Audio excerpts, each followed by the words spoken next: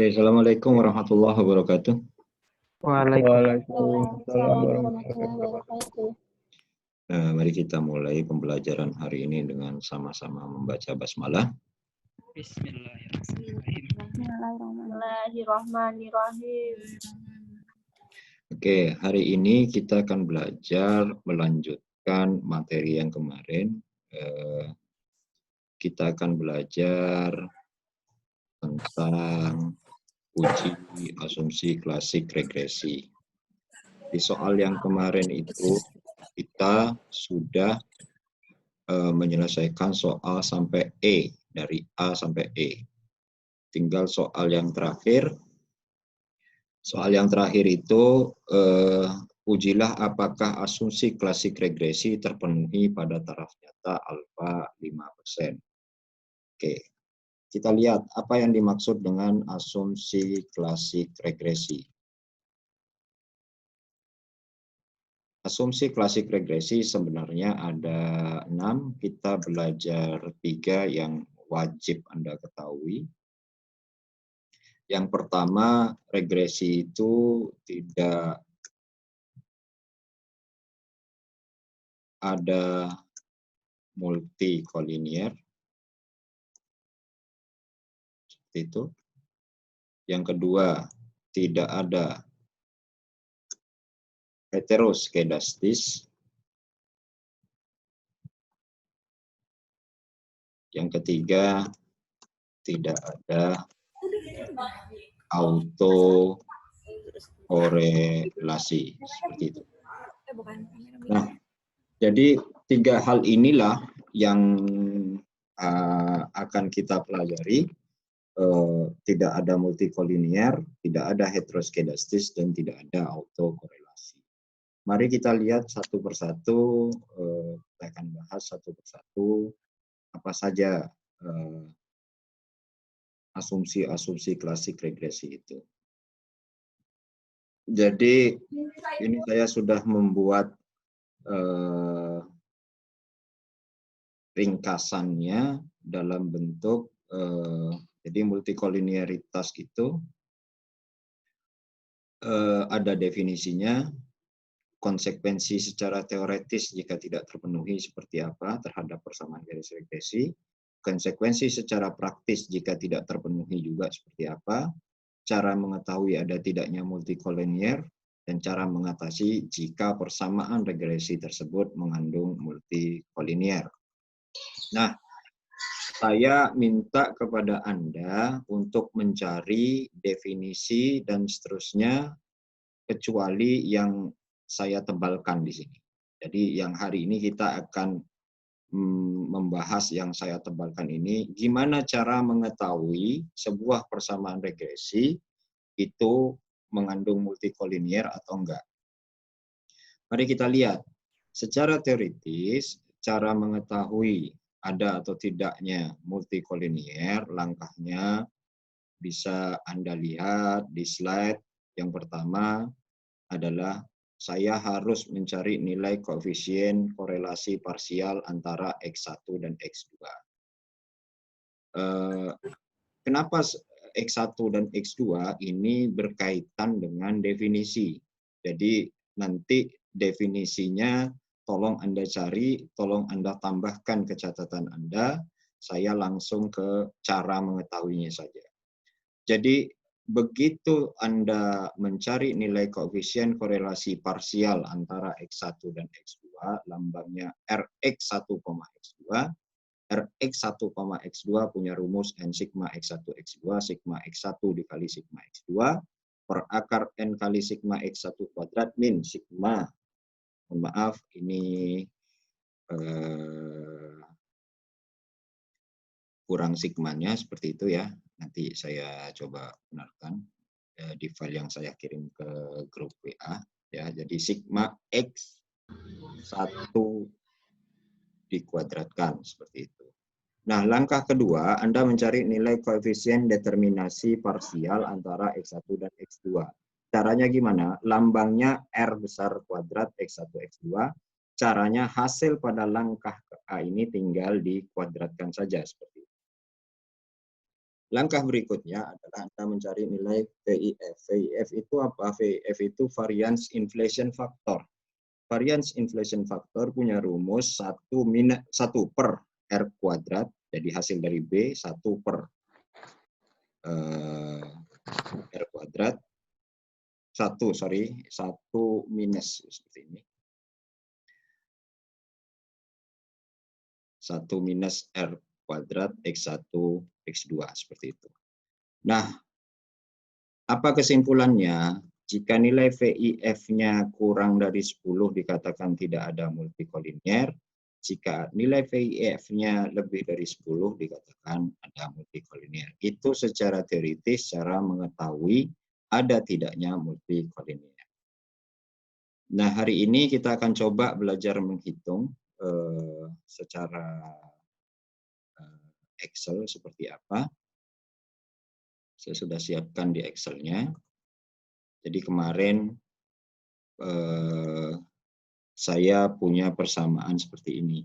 Ya, jadi data Anda itu kemarin sudah ada seperti ini, sudah dihitung, dapat nilai B0, B1, B2 untuk soal yang B, dapat pengujiannya, garis regresinya, tidak linier, dan seterusnya sampai pengujian parsial, kita masuk ke F multikolinier. Tadi dikatakan bahwasanya untuk multikolinier itu langkah-langkahnya ada 4 secara teoritis. Saya ingin melihat nilai koefisien korelasi parsial antara X1 dan X2. Gimana cara nyarinya? Kita lihat cara mencarinya seperti ini. Karena rumusnya tadi sudah diperoleh di slide file doc, maka saya akan coba ini rumusnya sama dengan buka kurung N. N-nya itu ini jumlah data dikali dengan sigma X1, X2. Sigma X1, X2-nya ini. Itu. Terus dikurang dengan sigma X1 dikali sigma X2. Jadi dikurang dengan sigma X1-nya ini dikalikan dengan sigma X2-nya ini. Oke, seperti itu. Dibagi dengan rumusnya tadi akar dalam Excel dituliskan dengan STRT, artinya square root. Akar dari N kali sigma X1 kuadrat, sigma X1 kuadratnya ini, begitu. Oke.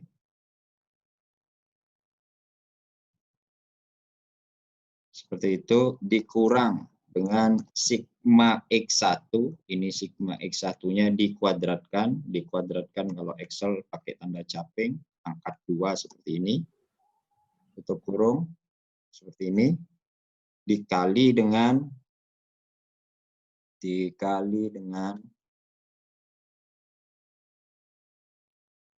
oke, akar dari N kali seperti ini, N kali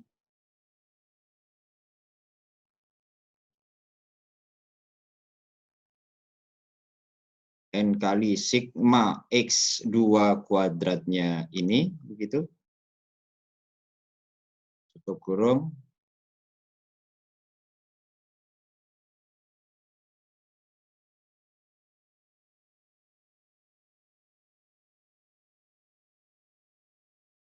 Oke. Terus habis itu dikurang dengan buka kurung sigma X2 dikuadratkan, tutup kurung.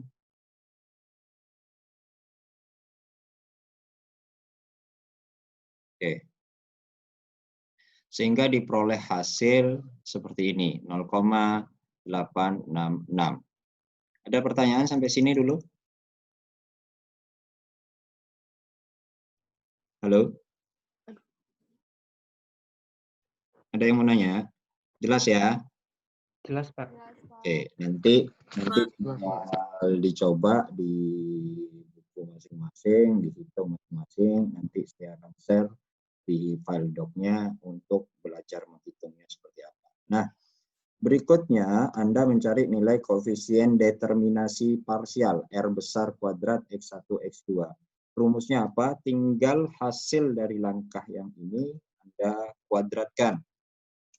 Jadi dikuadratkan saja hasilnya seperti ini.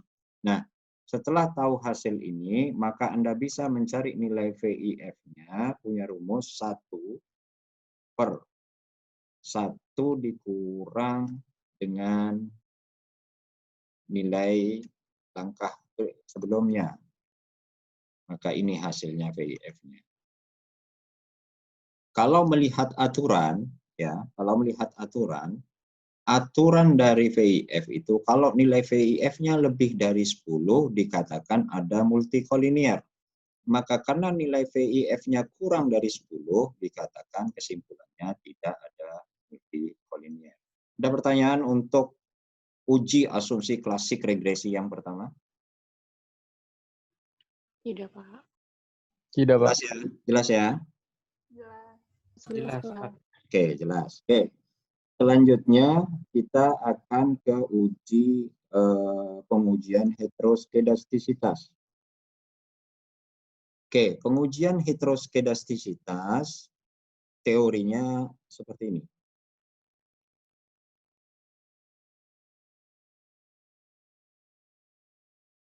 Nah, teori dari pengujian heteroskedastisitas seperti ini. Saya sampaikan, nanti silahkan Anda cari yang tidak saya tebalkan. Di buku Gujarati ada ini. Jadi saya akan mengajarkan cara mengetahui ada atau tidaknya sebuah heteroskedastisitas. Perlu diketahui, cara mengetahui ada atau tidaknya heteroskedastis, tekniknya sangat banyak, sangat beragam. Di buku Gujarati itu ada. Nah, di kesempatan kali ini saya hanya membahas cara mengetahui ada atau tidaknya heteroskedastis dengan menggunakan teknik korelasi peringkat Spearman. Gimana caranya tahu? Yang pertama, langkah pertama, Anda diminta mencari nilai Y duga atau Y topi. Anda cari nilai EI atau ET. EI ini istilah untuk heteroskedastis, sementara ET ini nanti istilah untuk autokorelasi. Setelah mencari nilai EI atau ET, Anda mencari nilai mutlaknya dari EI. Tambangnya ada tanda pagar EI. Maksudnya apa? Jika nilai EI-nya nanti negatif, ya harus dipositifkan. Kalau sudah positif, berarti tetap positif. Seperti itu. Setelah langkah pertama selesai, langkah kedua, Anda mencari peringkat atau rank. Dilambangkan dengan R. Rank X1, rank X2, dan rank absolut TI. Dari yang terkecil sampai dengan yang terbesar. Setelah Anda mencari peringkat ini, maka Anda diminta mencari nilai difference-nya, selisihnya. DI1 dan DI2. Rumusnya, untuk DI1 rank X1 dikurang dengan rank absolut TI, untuk DI2 rank X2 dikurang dengan rank absolut TI-nya. Langkah yang keempat, Anda mencari nilai kuadrat dari langkah ketiga, yaitu DI1 kuadrat dan DI2 kuadrat. Seperti itu. Setelah Anda mencari nilai DI1 kuadrat dan DI2 kuadrat, Anda menghitung nilai koefisien korelasi tingkat Spearman, rank Spearman, dan di pelajaran ini sebenarnya mengulang teknik non-parametrik waktu pelajaran statistika 2. Nah, dengan rumus rank Spearman 1 min 6 sigma DI1, kebetulan karena rank Spearman 1, kalau rank Spearman 2-nya tinggal diganti DI1 kuadrat, N kali N kuadrat minus 1. Setelah langkah kelima selesai, maka Anda melakukan langkah 6, baru melakukan pengujian hipotesis. Apa hipotesisnya? Hipotesisnya tetap 6 langkah, menentukan H0, menentukan H1, menentukan taraf nyata alfa, menentukan statistik uji dan wilayah kritik. Statistik uji yang digunakan untuk korelasi tingkat Spearman adalah statistik uji T. Wilayah kritiknya, jika nilai mutlak T hitung lebih besar dari T tabel, akan saya tolak. Seperti itu, H0-nya akan saya tolak. Artinya apa? Kalau nilai T hitung nantinya mendapatkan nilai negatif, harus dipositifkan terlebih dahulu. Sehingga langkah berikutnya, Anda, langkah kelima, menghitung statistik hitung. Rumus T hitungnya adalah RS akar N min 2 per 1 min RS pangkat 2. Baru Anda membuat kesimpulan. Nah, secara teori seperti itu. Mari kita lihat prakteknya di Excel. Praktek di Excel-nya seperti apa? Kita lihat.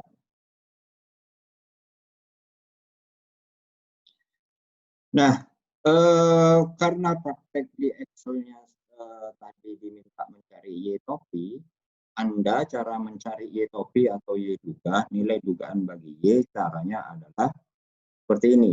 Anda masukkan persamaan awal, Anda pasti punya persamaan regresinya di langkah ke B kan, min 2 plus 1,25x1 plus minus 0,5 x2 seperti itu. Cara mencari nilai Y topi, Anda tinggal masukkan saja nilai ini B0 ditambah B1-nya ini. Jangan lupa B1-nya dikalikan dengan X1. Ini lurus di sini X1-nya seperti ini. Ditambah B2-nya ini dikalikan dengan X2-nya. Dikalikan dengan X2-nya adalah ini. Sehingga Anda peroleh nilai dari Y duganya adalah sebesar 4,75. Ada pertanyaan sampai sini? Jelas sampai sini? Jelas, Pak. Jelas, Pak. Oke. Jelas, Pak. Oke, kalau sudah jelas, hal yang sama berlaku Anda harus kerjakan baris demi baris karena X1 dan X2-nya berbeda. Maka Anda bisa mengerjakan ini, mengerjakan persamaan ini supaya tetap di Excel Anda bisa string seperti ini. B0, B1, B2-nya saya kasih string seperti ini. Dan Anda bisa langsung copy sehingga akan ketemu hasil seperti ini. Ini adalah nilai Y dugaan dari seperti persyaratan yang dikehendaki oleh pengujian heteroskedastis. Setelah Anda memperoleh nilai Y duga, langkah berikutnya Anda diminta membuat atau mencari nilai EI atau ET. Caranya gimana? Cara membuat nilai atau mencari nilai EI atau ET adalah rumusnya Y duga, Y topi ini dikurang dengan Y aslinya. Sehingga akan diperoleh hasil seperti ini. Oke. Ada pertanyaan sampai sini dulu? Ada pertanyaan? Jelas ya? Tidak, Pak. Nah, kalau sudah seperti ini, Anda bisa kopikan ke bawah 2,75 dikurang 4, hasilnya ini dan seterusnya seperti itu. Nah, setelah Anda mendapatkan nilai EI atau nilai ET dengan cara mengurangkan Y topi dengan Y aslinya, maka Anda cari nilai absolut EI. Nilai absolut EI itu seperti apa? Nilai absolut EI itu adalah nilai mutlaknya dari EI-nya. Maka Anda tinggal positifkan saja. Di Excel pakai fungsi absolut seperti ini. Maka akan ketahuan nilai positifnya seperti ini. Oke, lanjut setelah tahu nilai absolutnya, maka Anda harus mencari yang namanya peringkatnya. Peringkat dari X1-nya. Caranya gimana? Caranya kita lihat.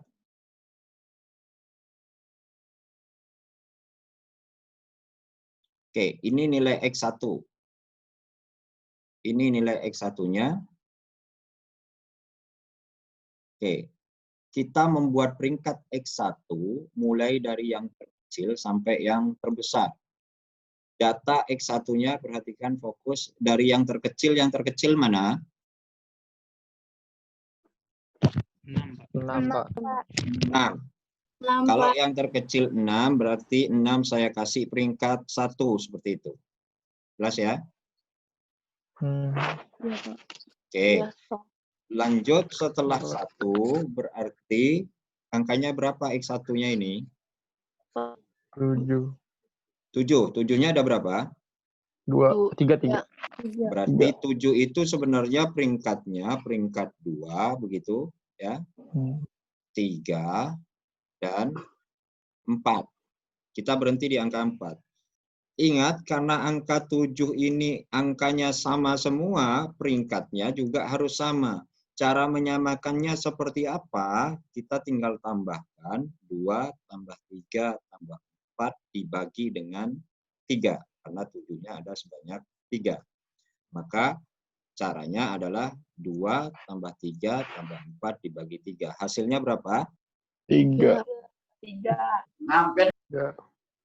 3, seperti itu. Oke. Nah, setelah 7 berapa? 8. 8. Oke, 8 berarti peringkat berapa? 5. 5. Peringkat 5. Tadi kan berhenti di 4 ya? Oh Iya. iya, Oke, di peringkat rank X1-nya 5 untuk 8. Berikutnya 9. Jadi peringkat 6. ke 6. Seperti itu. Begitu cara memberikan rank atau peringkat dari X1. Dan X2-nya juga sama. Kita lihat X2 mulai dari yang terkecil mana? 7. Jadi peringkatnya berapa? 1. 1. 7-nya ada berapa? 2. Berarti caranya Bagi 2. 1 tambah 2 bagi 2. 1 tambah 2 bagi 2. Hasilnya 1,5. di 7 masing-masing.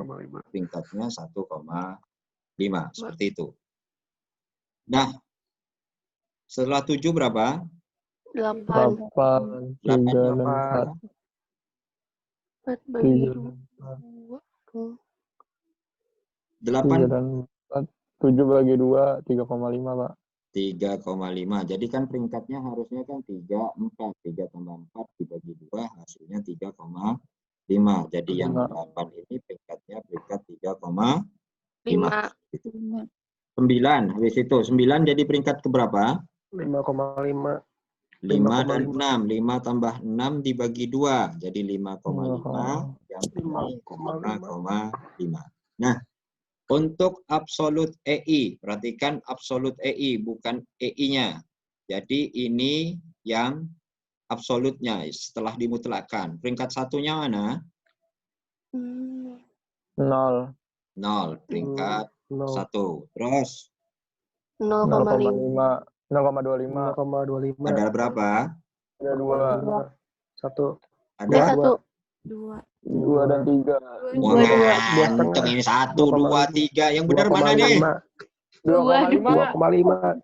Ada 2 tambah 4 dibagi 2. Ya. Iya. Sudah. Lanjut setelah 0,25 berarti 0,5. peringkat ke 0,5. 4. peringkat ke 4. Terus 0,75. peringkat 5. berikutnya 1,25. 1,25. peringkat 6. peringkat ke. Maka nilai dari DI1 adalah rank X1 dikurang rank absolut EI. Peringkat ini dikurang ini. Berarti 6 dikurang 2,5. Berapa? 3,5. 3,5. Berikutnya 3 dikurang 6. Min 3. minus 3. Terus Iya. 5,41. 1. 1. Terus 3,5 min 2. Minus 2. minus 2. Terus Minus 2. 0. 0. Minus Terus 0,5. 0,5. 0,5.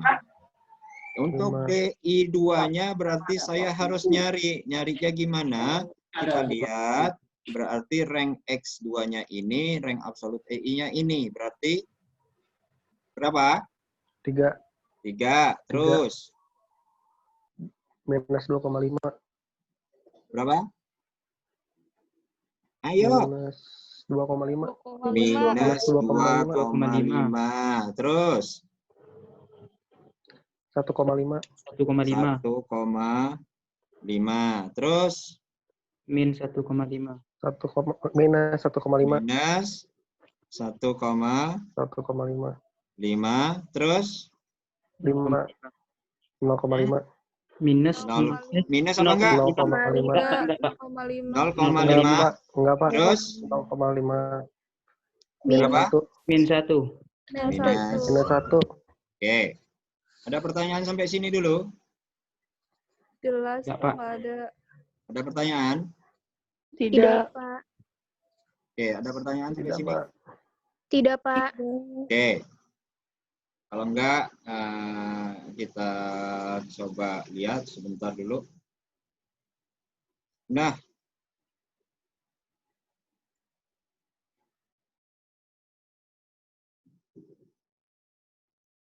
oke.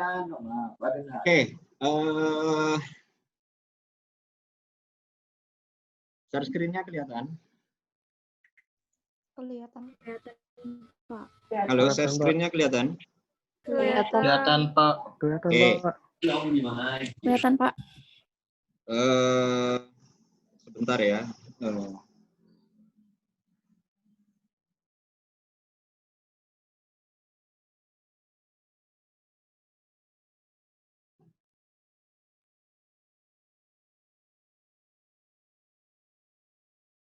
Oke, saya lanjutkan. Nah, karena sudah diperoleh hasil masing-masing seperti ini, saya mencari DI1 kuadrat. Berarti nilai ini dikuadratkan dan seterusnya. DI2 kuadratnya ini, nilai ini, dan seterusnya ke bawah dikuadratkan. Maka saya akan kuadratkan ini, dan akan saya kuadratkan juga yang ini, sehingga diperoleh hasilnya keseluruhan seperti ini. Saya butuh jumlahnya untuk DI1 kuadrat dan saya butuh jumlahnya untuk DI2 kuadrat. Sehingga diperoleh hasil DI1 kuadrat 26,5 dan DI2 kuadratnya 21. Nah, setelah saya tahu nilai DI1 kuadrat dan DI2 kuadrat, baru saya bisa mengerjakan langkah-langkah pengujian hipotesis.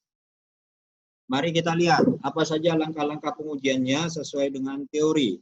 Yang pertama, H0, menentukan H0. H0-nya adalah rho sama dengan 0, artinya tidak ada heteroskedastis.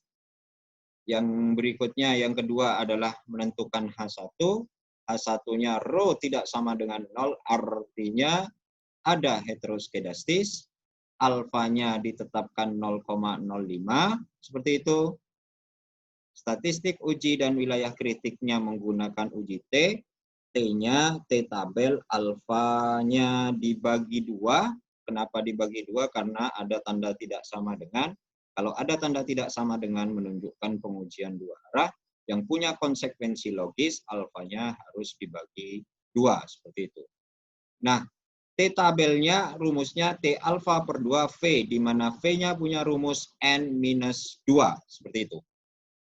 Nah, setelah tahu nilai T tabelnya berapa, silahkan Anda cek, Anda cari T tabelnya. Sudah disiapkan buku walpolnya? Sudah. Oke, sudah. Perhatikan. Yang sudah, V-nya N-2. N-nya ada berapa? Jumlah datanya ada berapa?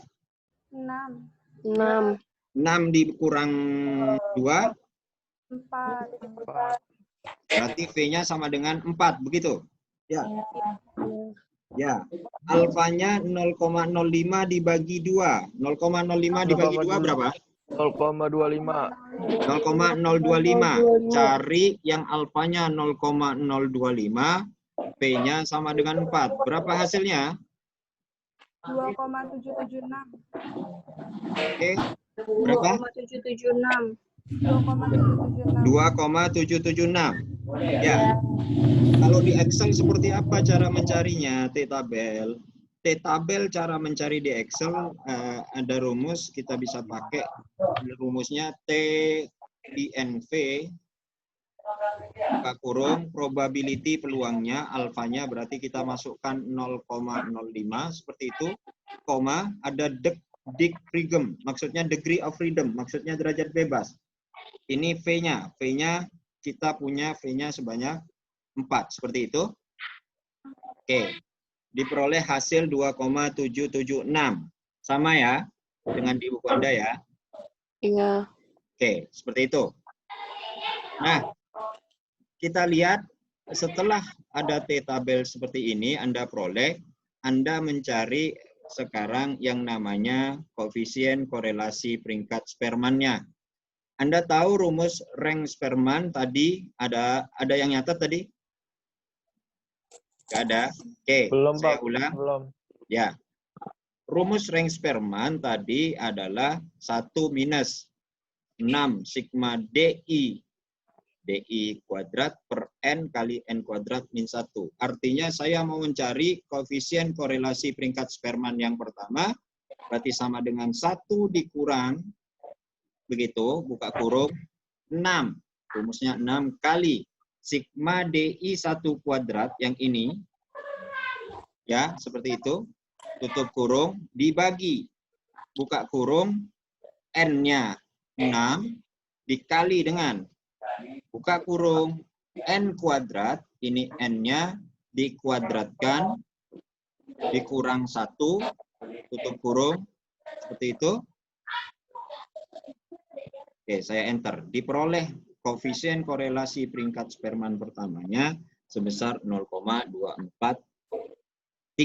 Kalau mau buat pembulatan 3 angka seperti itu. Nah, gimana dengan nilai koefisien korelasi peringkat Spearman yang kedua? Yang kedua kita pakai DI2 kuadrat.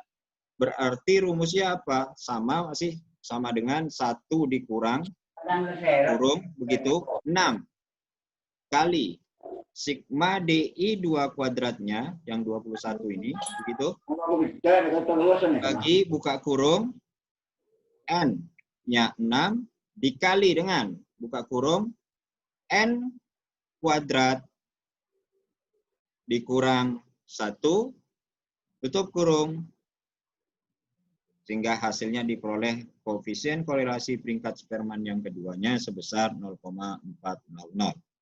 Nah, setelah saya menghitung koefisien korelasi peringkat Spearman pertama, kita mencari nilai T hitungnya. Ada yang ingat rumus T hitungnya tadi untuk koefisien korelasi Spearman? Oke, kalau nggak ada, rumus untuk mencari T hitungnya adalah RS, seperti ini, RS, ini, RS1, dikali dengan akar. Akar itu dalam bahasa sintak di Excel SQRT, square root. Akar dari apa? Akar dari N-2, begitu. Oke, tutup kurung.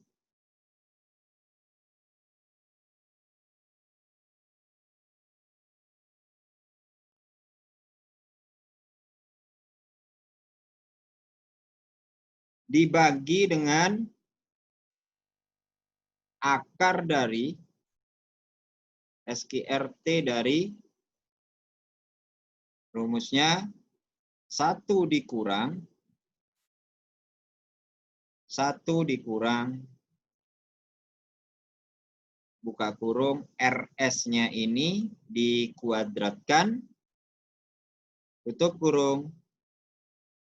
Oke, di enter. Nah, diperolehlah hasil T hitungnya RS1-nya, T hitung untuk ring Spearman satunya 0,500. Kalau mau dibulatkan 0,501. Ini hasil perhitungan untuk T hitung koefisien korelasi Spearman yang pertama. T hitung untuk koefisien korelasi rank Spearman yang kedua, Anda bisa sama caranya, rumusnya berarti ini akan sama dengan RS-nya, begitu, dikali dengan SQRT dari square root dari N-2, begitu, tutup kurung, dibagi akar dari kurung SQRT dari 1 minus buka kurung rank Spearman-nya dikuadratkan, seperti itu.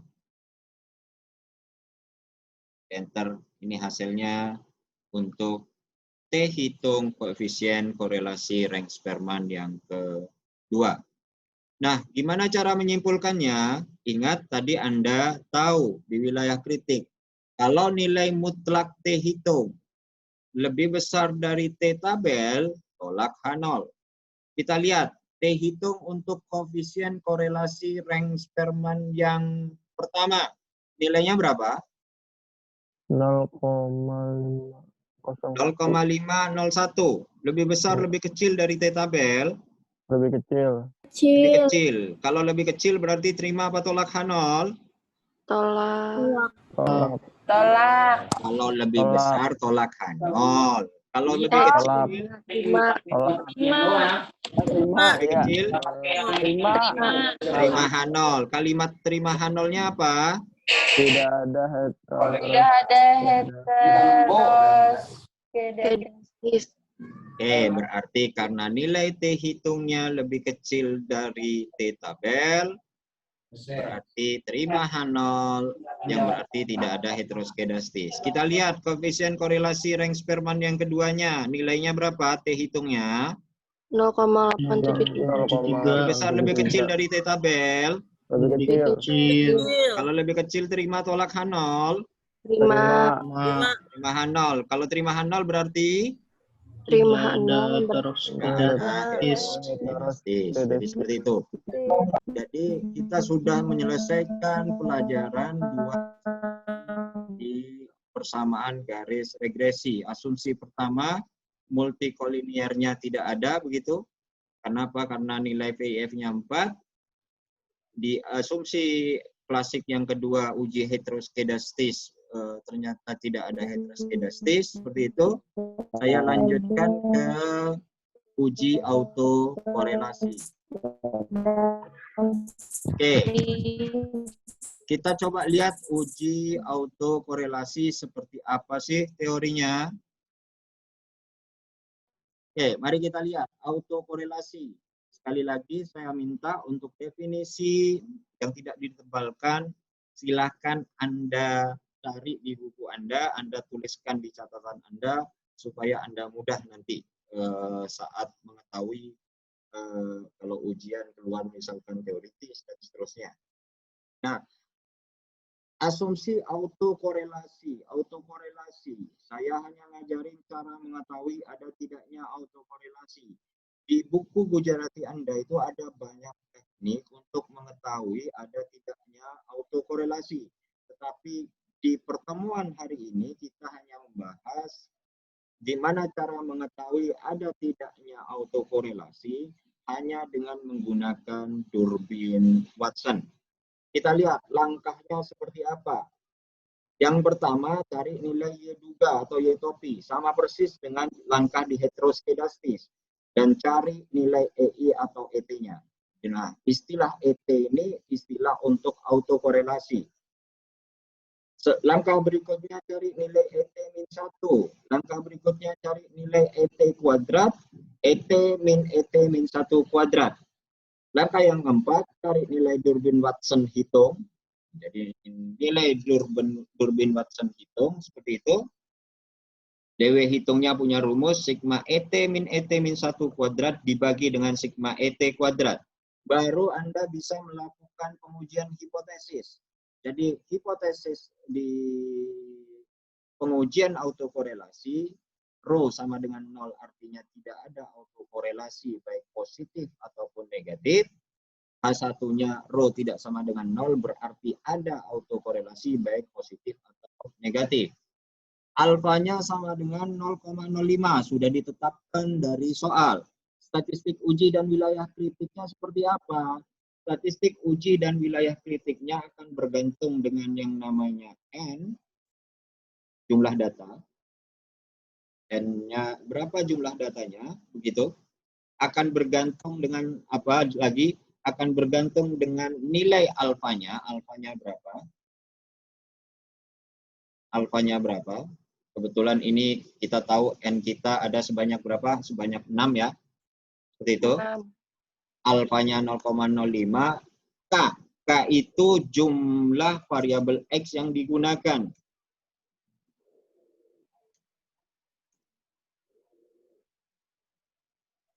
Ada berapa jumlah variabel X yang digunakan dalam persamaan regresi ini? 2. 2. X1 dan X2. Kemarin seperti itu ya. Baru dari ini Anda menentukan yang namanya nilai DU, nilai DL, nilai 4 min DU, dan nilai 4 min DL. Apa aturannya? Aturannya seperti ini.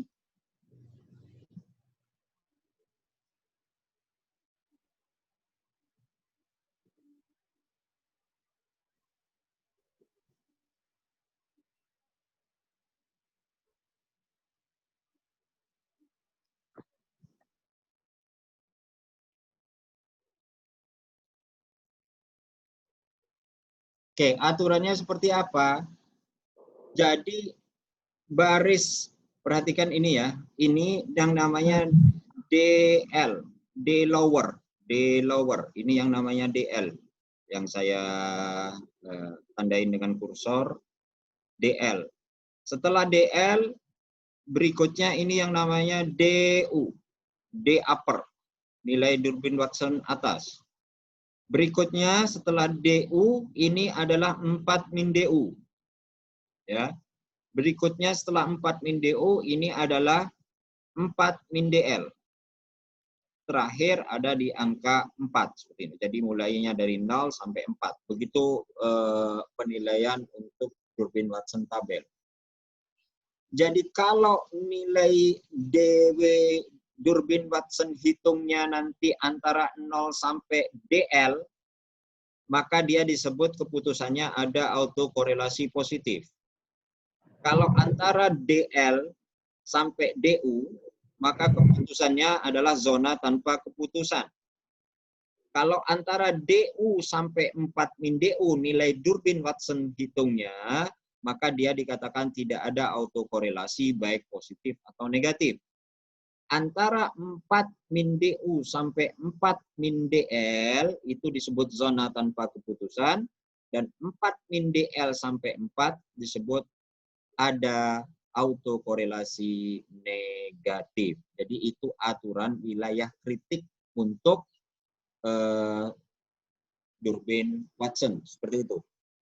Nah, karena saya punya instrumen ini, maka saya harus cari berapa nilai dari DU-nya, berapa nilai DL-nya, terus 4 min DU-nya, dan 4 min DL-nya.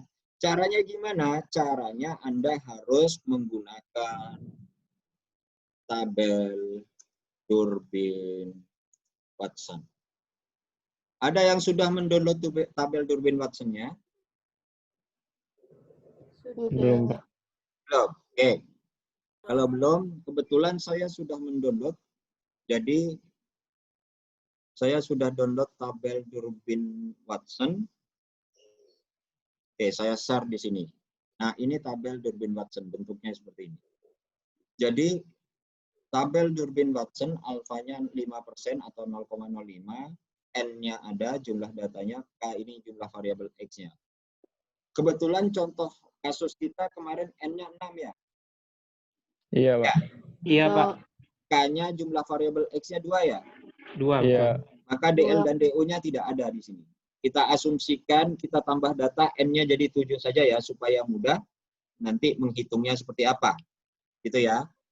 Mari kita lihat. Saya mau nambah data dulu di Excel saya, seperti ini.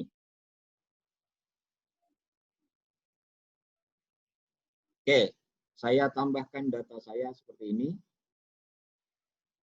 Misalkan data saya yang ke-7 seperti ini. Ya. Katakanlah seperti ini, misalkan. Oke. Oke, data saya seperti ini. Asumsikan ada data seperti ini. Ditambah data seperti ini. Nah, sekarang data saya, N saya sudah 7. Maka karena data saya sudah 7, kita lihat di tabel Durbin-Watson-nya. Kalau 7 berarti K-nya 2, alfanya 0,05, DL-nya berapa nilainya? 0,4. 46. 0,4672. Ya. Dan DU-nya 1,8964. Gitu. Ya. Oke. Mari kita lihat. Saya pindahkan ini ke step yang ini. Jadi saya punya berarti sekarang saya punya nilai DL-nya tadi 0,4672 begitu, dan DU-nya 1,896 begitu. Maka isilah terlebih dahulu DL sama DU-nya di sini. Karena ini definisinya adalah DL tadi. Oke, ini DL-nya nilainya. Terus ini nilai definisinya adalah DU. Ya, seperti ini. Nah, setelah dapat DL DU, 4 min DU-nya berapa? 4 min DL-nya gimana? Jadi 4 min DU-nya, nilai 2, ini ada di sini. 4 min DU seperti ini. Dan nilai 4 min DL-nya ada di sebelah sini. Terakhir angka 4 seperti itu. Nah, kalau saya sudah menetapkan nilai DL, DU, 4 min DU, 4 min DL, dan seterusnya, maka akan ketahuan kalau nilai Durbin-Watson-nya misalkan 1,2, pasti antara 0,4672 sama 1,8962, dan seterusnya. Zonanya sudah tahu, keputusannya apa, dan seterusnya Anda pasti tahu seperti itu. Oke, saya lanjutkan berarti ke statistik hitung.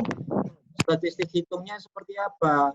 Statistik hitungnya rumusnya ET min 1 kuadrat per sigma ET kuadrat. Maka saya kerjakan di Excel seperti ini.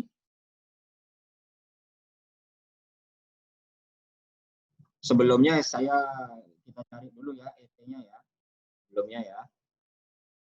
Oke, ini ET-nya ada nih. Seperti ini. Ini EI atau ET sama. Oke. Jadi saya cari ET min 1. Gimana cara mencari ET min 1? Cara mencari ET min 1 caranya adalah persamaan ini tinggal turun 1 saja. Yang satu di ET jadi kedua di ET min 1. Dan seterusnya seperti ini. Ada pertanyaan? Tidak, Pak. Tidak, Pak. Jelas? Maaf Pak, Jelas, Pak. tadi Jelas, ada Pak. pertanyaan sedikit Pak. Oke, yang mananya? Oh iya, itu kan tadi ada rumus rank Spearman itu Pak ya, 1 kurang 6 kali itu Pak ya. Yang 6-nya itu udah ketentuan dari rumus apa gimana Pak? Ya, kalau yang itu ketentuan rumus. Oh berarti ya bukan terpengaruh dari N-nya Pak ya? Bukan, yang N-nya justru yang bawah tadi kan. Oke, makasih Pak. Sama satu lagi Pak, yang barusan itu kenapa 4 memang udah ketentuan aja, udah ketentuan apa gimana Pak, yang 4 itu Pak? 4 itu memang di aturan tabel Durbin-Watson, nilai maksimalnya itu maksimal banget 4. Oh, ya, makasih Pak. Oke, ada lagi yang mau ditanya? Oke, nggak ada yang nanya, ini kenapa kosong Pak? Kosong di sini bukan berarti 0. Dia tidak ada datanya, not available. Berarti tandanya strip. Bukan 0 ya. Kalau 0 itu ada angkanya, tapi ini datanya not available. Kenapa? Karena data sebelumnya di sini tidak ada. Seperti itu. Saya lanjutkan ya. Oke, mari kita lihat. Setelah ada ET-1, ET-1 seperti ini, saya mencari nilai ET kuadratnya. Gimana caranya? Ya tinggal dikuadratkan saja nilai dari EI atau ET ini. Jadi ini tinggal dikuadratkan saja. Seperti itu. Nah, setelah dikuadratkan, saya ketemu hasil. Saya inginkan jumlahnya ini. Seperti itu. Ya. Nah, berikutnya saya mau cari ET min 1 kuadrat. Kalau sulit, kita insert satu lagi. Kita ambil yang sebelum kuadratnya. Kita coba cari seperti ini. ET min 1-nya seperti apa. Jadi ET ini dikurang ET min 1. Ini minus 0,5227 sekian-sekian dikurang dengan data not available. Pasti not available juga. Oke, berikutnya baris keduanya minus 0,899 dikurang minus 0,522 sekian-sekian. Oke, kita bisa kerjakan yang ini karena ada datanya dua-duanya. Seperti ini. Oke, ini hasilnya minus sekian. Saya copy ke bawah seperti ini. Dan untuk ET min 1 kuadratnya tinggal kuadratkan di bagian kolom B ini. Ya tentu yang not available datanya tidak bisa. Seperti itu. Nah, yang di sini kita bisa kuadratkan sehingga hasilnya seperti ini. Akan saya jumlahkan ini. Nah, setelah saya tahu jumlah dari ini, maka saya akan membuat Durbin Watson hitung di langkah kelima. Durbin Watson hitungnya punya rumus tadi sigma ET min 1 kuadrat per sigma ET. Berarti ini akan sama dengan ini dibagi dengan ini. Sehingga akan diperoleh hasil 1,235. Hasil inilah yang akan kita bandingkan dengan tabel tadi. Tabel yang kita peroleh. Nah, ternyata kita memperoleh hasil 1,235. 1,235 sekian ada di mana? Kalau aturannya DL-nya ini, DU-nya ini, 4 min DU-nya ini, 4 min DL-nya ini. DU. Ada di mana ini nilai ini? DU, Pak. DU. Antara DL dan DU. DU. Antara DL dan DU kesimpulannya apa? Zona tanpa Zona tanpa Kesimpulannya adalah ada di zona tanpa keputusan. Artinya apa? Kita tidak bisa memutuskan apakah data dari persamaan garis regresi ini ada autokorelasi atau tidak ada autokorelasi. Seperti itu. Jadi kita tidak bisa memutuskan kalau ada di zona tanpa keputusan. Jadi kita tidak tahu nih, apakah ini data regresi ini ada autokorelasi atau tidak ada autokorelasi. Ada pertanyaan sampai sini? Tidak, Pak. Oke. Yang mau nanya silahkan. Boleh, bebas.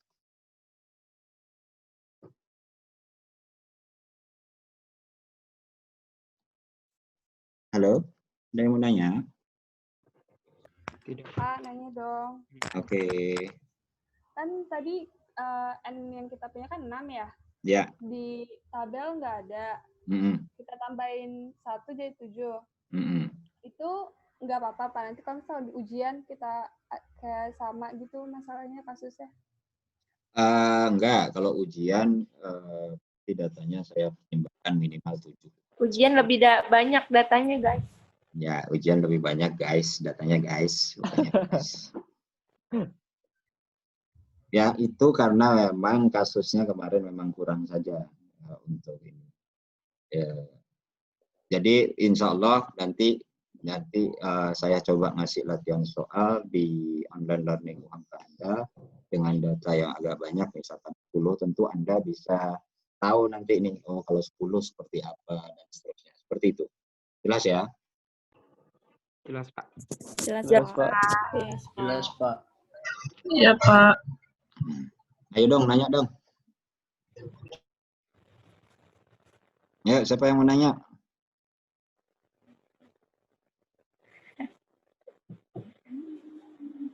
Saya bingung, Pak, mau nanya apaan. Ngerti nggak? Iya. Aisyah ngerti nggak?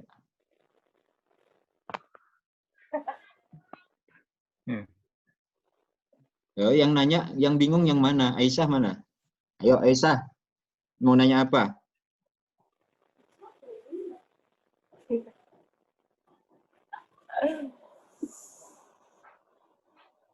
Nggak mau nanya.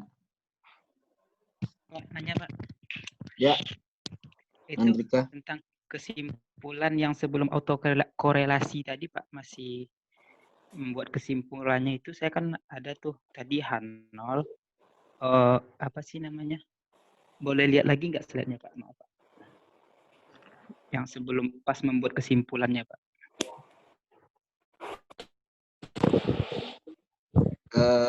Word apa Excel? Oh, bentar dulu. Ya ini kayaknya tadi, Pak. Jadi kan di situ tidak sama dengan 0. Nah, hasilnya tadi kalau saya nggak salah negatif apa positif gitu, Pak. Nah, pertanyaannya itu, kan katanya terakhir katanya terima H0 kalau nggak salah, Pak ya? Ya. Terima H0. Boleh lihat kesimpulannya nggak, Pak? Mau ngelihat, memastikan aja, Pak. Kesimpulan yang di mana tadi ya?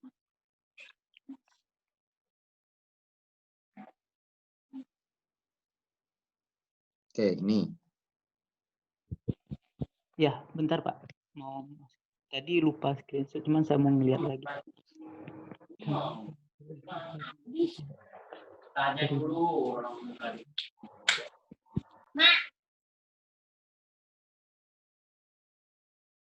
Sudah? Ada yang mau ditanya? Apa yang mau ditanya? Oh, pas, Pak. Nggak jadi, Pak. Udah. Nggak jadi. Maksudnya tadi masih ragu, lupa perhatiin ini. Oke. Ya, nggak apa-apa. Mumpung ketemu di Zoom, nanya. Kalau nggak ada yang nanya, saya yang nanya nanti. Oke, nggak ada pertanyaan? Sudah ya, saya stop share ya.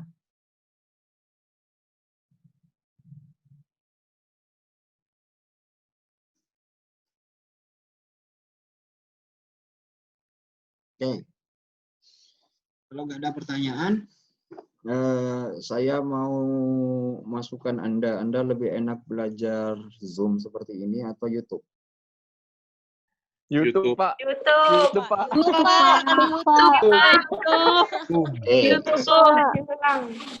Saya nanya lebih lanjut. YouTube, Pak, YouTube. YouTube, Pak. Bisa diulang, aja, Pak, YouTube. Pak, YouTube.